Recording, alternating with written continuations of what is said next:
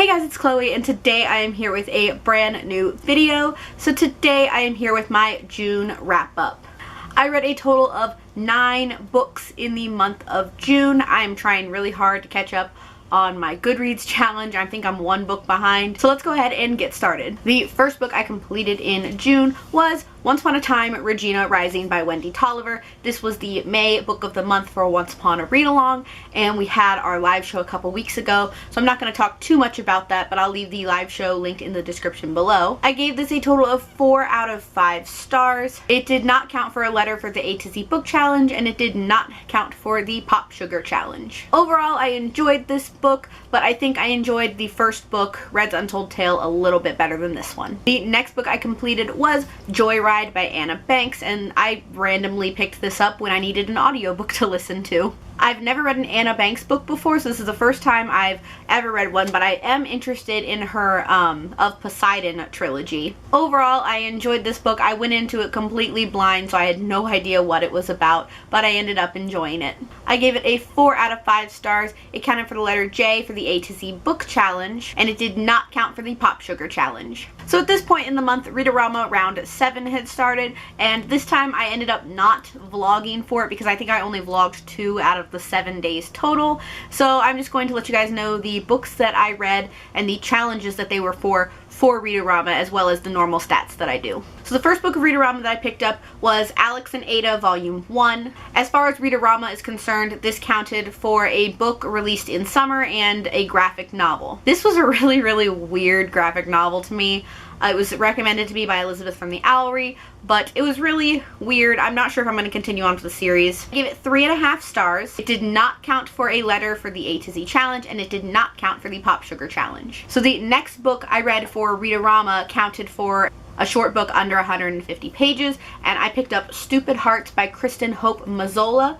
This was really good. It was only about 107 pages. It's funny, it's romantic, it also has a little bit of erotica in it, and it was just fantastic all around. I gave it 5 out of 5 stars. It did not count for a letter for the A to Z challenge, and it did not count for the Pop Sugar challenge, but I'm actually going to see this author at an event in like 2 weeks at for the Love of Books in Florida, and I'm really excited to pick up more of her books. The next book I picked up is On a Larp by Stephanie Duhl, and I also did a non-spoiler book review for this book, so I will link it in the description below. So I'm not going to talk too much about it right now. I will say that it is a young adult mystery novel though. I ended up giving it 2 stars. It did not count for a letter for the A to Z book challenge, and it did not count for a Pop Sugar challenge. But again, I will leave my review in the description below if you want to go check that out. I ended up finishing that during Read-A-Rama, but it did not count for any of the challenges because it wasn't on my original TBR.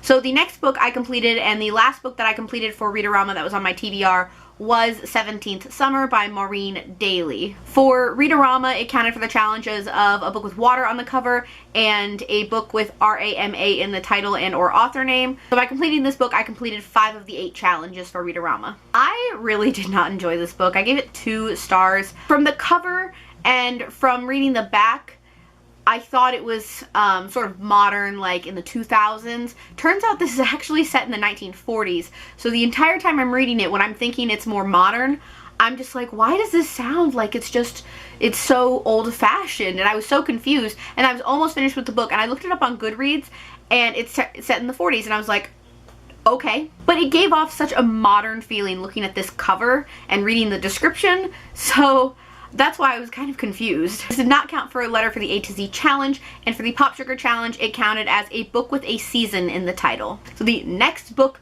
I finished, which I'm sure you guys want an update on this series and how I'm feeling about it, but the next book I finished is A Court of Mist and Fury by Sarah J. Maas. And guys, let me tell you, I wasn't feeling it for like the first half of the book, but, and this is spoilers, so you might want to mute it for a second. When I put my hand down, spoilers are over, but when Rhys and Feyre finally got together, I was totally feeling this book. Like, the ship, I love it. I ship it so much. So, yeah, I was feeling it. Okay, spoilers are over. I ended up giving this a 3.5 stars. I did listen to the audiobook as well. This did not count for a letter for the ATC challenge, and for the Pop Sugar challenge this counted as a book based on mythology because this is a Persephone / Hades retelling. The next book I completed, I also listened to the audiobook for, was A Torch Against the Night by Sava Tahir. Last month I read An Ember in the Ashes and fell in love with that book, so I immediately picked up the sequel as soon as I could, and I listened to the audiobook, and it was just absolutely fantastic. I gave this 4 stars. It did not count for a letter for the ATC challenge, and it did not count for the Pop Sugar challenge, but oh my goodness, the 3rd book. It doesn't come out until 2018 though, so I don't know what to do. And the final book I completed in June, you ready for this? You ready for this? A Court of Wings and Ruin by Sarah J. Maas.